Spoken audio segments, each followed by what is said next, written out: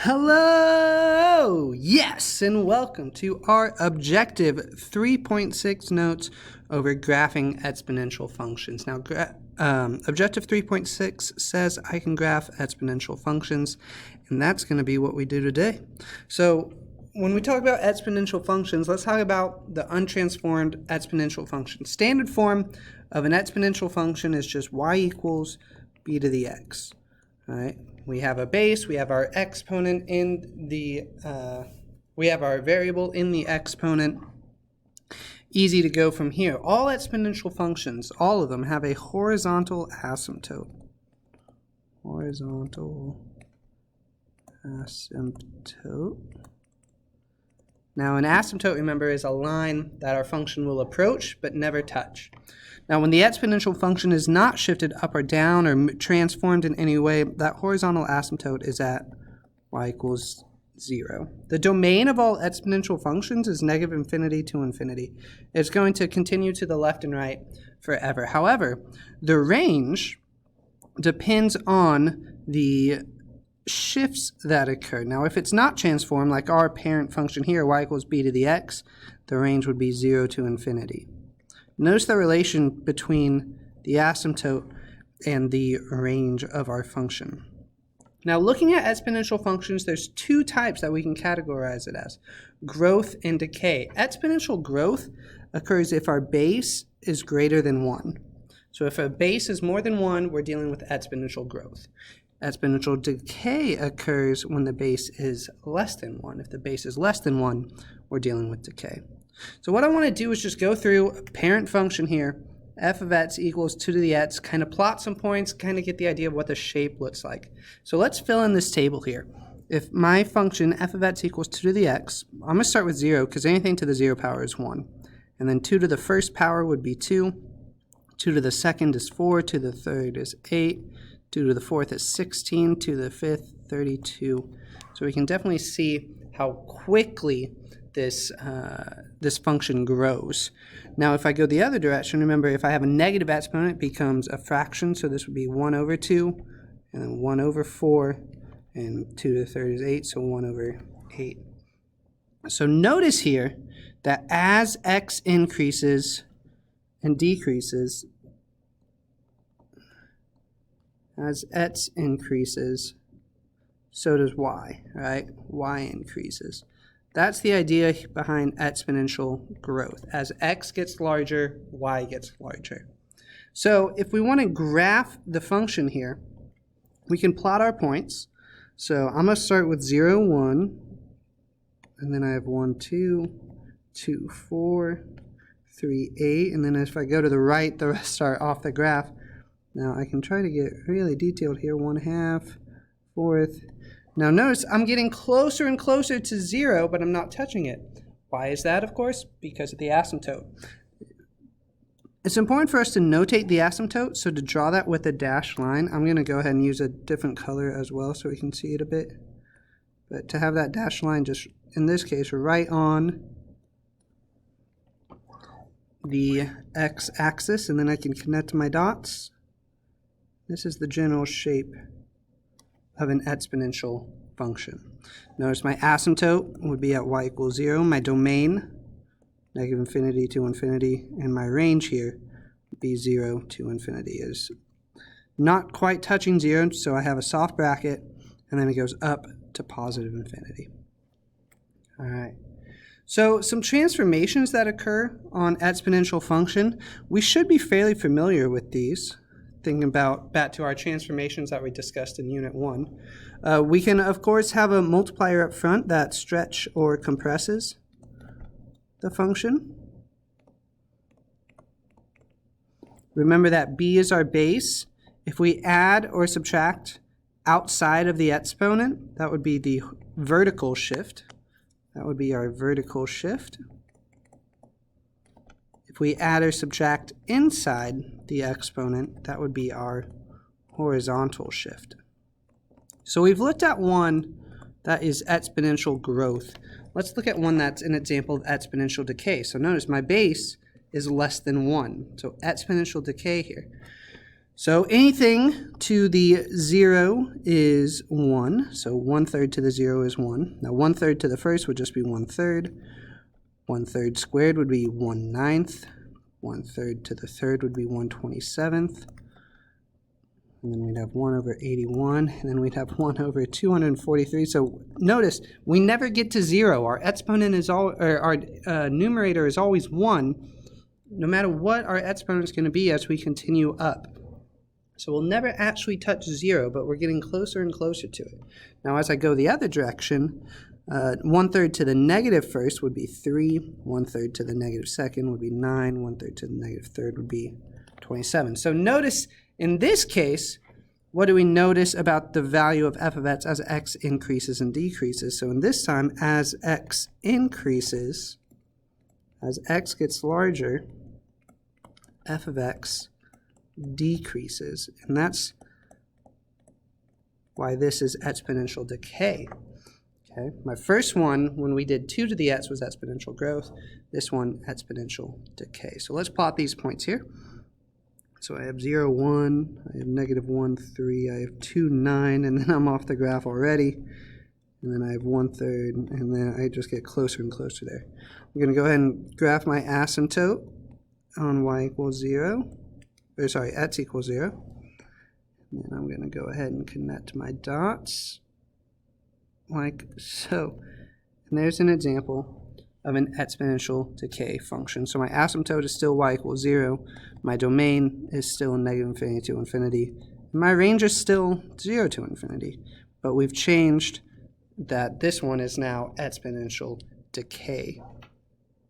So let's talk about some things here.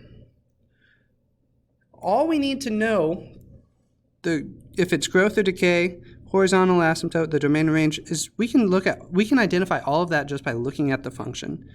All right. So looking at number 1 here, I see a base of 4. All right. So I know, oh, obviously this is growth. Now to find the horizontal asymptote is the vertical shift that occurs. So since this graph has been moved up 4, remember normally that horizontal asymptote is at 0, but we're adding 4 to everything. So that means our horizontal asymptote will be y equals 4. So my domain is always -infinity to infinity. My range in this case will not be 0 to infinity because everything moved up 4. So it will in fact be 4 to infinity. And I looked at all of that. I got all of this information just by looking at the function. And I can do the same thing for number 2. Is this growth or decay? Well, my base is 2/3. 2/3 is less than 1, therefore it's decay. My horizontal asymptote is my vertical shift. In this case, it was moved down 7. So y equals -7. My domain is always -infinity to infinity for an exponential function, and my range follows my horizontal asymptote, so it will be -7 to infinity. The other thing we're going to do when we're graphing these is finding the x and y-intercepts. Now we can do that algebraically. To find the x-intercept, all I need to do is set y equal to 0, solve for x. To find the y-intercept, set x equal to 0, solve for y. Remember that all intercepts, of course, are coordinate points, so they should be written as coordinate pairs. I can also use a graphing calculator. All right, to do that, I'd need to type my equation into y equals. Here, let's do an example together. So I'm going to turn on this graphing calculator here. So y equals, and there's some old equations, very old equations. So y equals, let's say 2 to the x and then -4, just a sample problem here. And then we're going to hit graph, which is top right corner here. And here's the equation I get. And then I'm going to get second, then calc. So second, top left, calc is also trace here. Scroll down to 0, which is number 2, and press enter.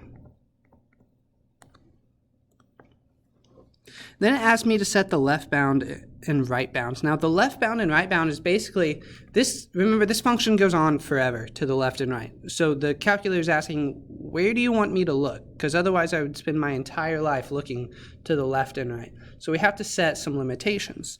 So we want to go just to the left of where it looks like it crosses the x-axis. So right about here, notice a little arrow appears up top. And then we need to go to the right of where it crosses the x-axis and press enter. And then it'll give me a value, in this case 2, 0. So what we did there, we set the left bound, then the right bound, then click enter. And it'll say guess, and we hit enter. And the x value that we see here is the x-intercept of the function. So in this case, it would be 2, 0. Our x-intercept would be the coordinate point 2, 0. Very nice. All right, so let's figure out some x and y-intercepts for some functions. So let's do one of these algebraically, and let's do one of these using our calculator. So looking at letter A, f of x equals 4 to the x plus 1 minus 3. If I want to find my x-intercept, remember I set y equal to 0. Y is also f of x, so I'd say 0 equals 4 to the x plus 1 minus 3. I add 3 to both sides, so I'd say 3 equals 4 to the x plus 1. Now that I have that, I can put it as a logarithm. So I'd say log base 4 of 3 equals x plus 1. So x equals log base 4 of 3 minus 1 when I subtract 1 from both sides. So in my calculator, I would say log of 3 divided by log of 4, and then minus 1, press enter, negative 0.21.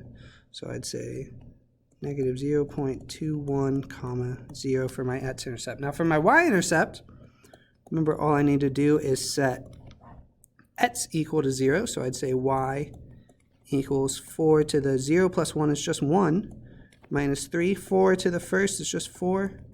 4 minus 3 is 1. So my y-intercept would be 0, comma 1. There we go. All right, now for B, let's try this using our graphing calculator. We could absolutely do it using the algebra we just did for A, but I want to show you both ways here. So in my y equals, I'm going to say second e to the x minus 2 minus 5, hit graph. All right, so I'll hit second, calc, 0, enter. I go to the left of, oh my gosh, we moved everything. What in the world happened? That was strange. I apologize for that. I go to the left, I press enter. I need to get on the other side, go to the right, press enter, 3.61. Beautiful. And then to find my y-intercept, this one we can probably just do nice and easy here. If I set, we can do this one algebraically. It is possible to do this on a graphing calculator just with a table, which I suppose wouldn't hurt to show you. If you hit second table, we can just find where x is 0, and we get negative 4.865. Let's see if we get the same thing when we do it by hand here. So I'm going to go ahead and write 0, comma, negative 4.87 when rounding. All right, so y-intercept, e to the 0 minus 2 would just be negative second minus 5. So I'm going to second quit out of here. I'll say second e to the negative second, and then minus 5, enter. Hey, what do you know? The exact same thing, negative 4.87. Very cool, very cool. All right, so now what we're going to do is we're going to take everything we've done, we're going to put it all together, and we're actually going to graph some exponential functions. So we're going to find we're going to identify whether it's growth or decay, find the x-intercept, the y-intercept, the asymptote, the domain range. We're also going to make a table, which is what I just showed you how to do there, and then obviously we will graph our coordinates on the coordinate plane provided. So let's start with what we know. So I'm not even going to put this in my calculator yet. There's some things I can do. F of x equals e to the x plus 2 minus 4. Well, e, remember, is about 2.718, so there's more than 1, so we're dealing with exponential growth. My asymptote, remember, is my horizontal shift, so y equals -4. My domain for all exponential functions is -infinity to infinity, and my range here would be -4 to infinity. Remember, that aligns with the asymptote. So I'm going to go ahead. Well, you know what I'm actually going to do? Let's zoom in a little bit. Give me a little more precision here. So -1, -2, -3, -4. I'm going to go ahead and plot my asymptote here. So I will stay above that asymptote. So now let's put this into our calculator. So y equals, we're going to say second e to the x plus 2, and then -4, and hit graph. Beautiful. All right, so let's find our x-intercept first. So I'm going to say second, calc, 0, enter, scroll to the left, press enter, scroll to the right. Now, of course, you could do this algebraically if you're more comfortable doing that. And I get -0.61, comma 0. So there's my x-intercept, -0.61. It'll be right about there. And then for my y-intercept, I'm going to hit second table, and I can see here some values. So notice when x is 0, y is 3.39. So that then would be my y-intercept. Now, I'm going to make a table. I want your table to have, ideally 4 to 6 points. Really, though, try to make sure that they stay on the graph. So notice when x is 1, y is 16, which would be well off the graph. So I'm going to do the points that are less than that. So I'm going to go from -4 to 0 here. Just make a little xy table, -4, -3, -2, -1, 0, -3.87, -3.63, -2 is -3, -1, -1.28, and 0, of course, is 3.39. We already knew that one. And then I'm just going to plot these 5 points here. I don't need to plot them all. I don't need to fill the whole graph, especially because as we get more lower, we will get closer and closer to the asymptote. -2 is -3. That's an easy one to plot. -3, right about here, right about here. And then all I need to do, connect these dots. Draw my arrows on the end of the function, and there we go. Fantastic. So that's all the steps we need to do, and all the steps we've gone over today, we'll do them all when we're graphing an exponential function. Let's do a few more examples, and then we'll call it a day here. So looking at letter B, a couple things that we can look at right away. I'm going to go ahead and clear out everything in my calculator. So, growth or decay? Well, my base is 1/2. 1/2 is less than 1, so I'm dealing with decay. My asymptote, remember, corresponds to my vertical shift, so y equals -1. My domain is always -infinity to infinity. My range in this case would be -1 to infinity. So let's type this into our calculator. So I'm going to say 1 divided by 2. I put that in parentheses. You will need to do that as well. To the up caret and x plus 3. And then minus 1. Be careful how you type these in sometimes. If you're dealing with an older calculator, you'll need to put that in parentheses, the x plus 3. If you have any questions on how to put this into your calculator correctly, definitely reach out. Let me help you with that. So here is our graph. We can see the exponential decay that's occurring, so that's good. Let's calculate our x-intercepts. So I'm going to click 0. I'm going to scroll to the left here. Got to get on the other side. I'm still not quite sure. Now I'm pretty confident I'm on the other side there. And then go to the right. If whenever you do this, it says, you know, no error. If it gives you an error, that probably means your left bound and right bound did not include the x-axis. Oh, it's at -3. Beautiful. That's -3, comma, 0. Fantastic. So now let's use our table, figure out our y. So when it's 0 there, oh wow, this is a great table. So when it's 0, when x is 0, I -0.88. So I can go ahead and write that 0, comma, -0.88. So -3, 0, -0.88. Try to go ahead and graph what we can here. Here's my asymptote at y equals -1.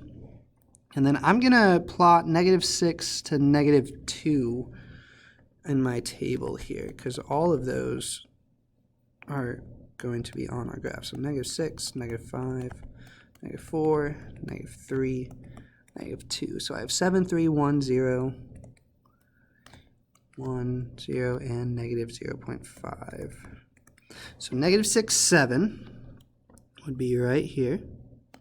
-5, 3, -4, 1, -3, 0, -2.5.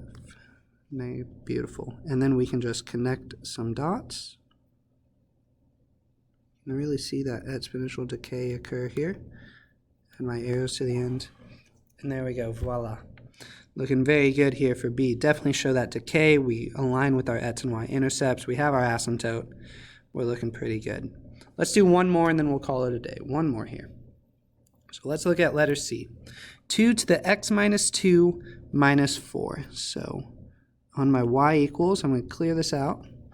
Let's go ahead and identify what we know. This is going to be growth because 2 is more than 1. My asymptote is going to be y equals -4. My domain will be -infinity to infinity, as always, for an exponential function. My range, -4 to infinity. So when I type this into my calculator, I say 2 to the x minus 2, and then minus 4. I hit graph. Very good. So let's calculate our x-intercept by hitting second calc and scroll down to 0, press enter. Now to set my left and right bound. So there's my left bound. I need to get on the other side. I've done that. Here's my right bound. And I get 4, 0. All right, now for my intercept, remember I can use a table, so second table. And now notice here, all these -6s, like they're, oh gosh, I've done it again. I don't know why it does that. My fault all. Let me put it back over here. All right, and notice for all these -6, like all of those are the same. So those aren't really the points that I want to include in my graph here. Now I did see that 0 is -3.75, so let's go ahead and write that. And we can go ahead and plot some things here. We got 4, 0, 0, -3.75. My asymptote's y equals -4. So that would be right about there. All right, now, so I'm going to go up to 4. So let's go 1 through 4 here on my table, because those are all y values that I can plot. So I'm going to say 1, 2, 3, 4, and 5, and then -3.5, -3, -2, 0, 4. And we can go ahead and start to go here. So 2, -3 would be right here. 1, -3.5, 3, -2, 4, 0, 5, 4. I think that's 5, 5 actually, isn't it? 5, 4 would be there. Fantastic. And then we can go ahead and plot our line here to align with those points we've graphed. And there we go. So again, when we're graphing these, what we're looking for, obviously fill out all the information on the left, have a table with sufficient points. So I would say 4 to 6 points are normally pretty good. And then obviously the graph itself, okay? All right, this was a long note section, but we covered a ton. So I'm hoping you're feeling confident here. If you want some more examples, go ahead and check out the sample problems video. If you're feeling good and you want to get started with the practice problems, go ahead and knock those out as well. This is Mr. Carter signing off. I'll see you next time.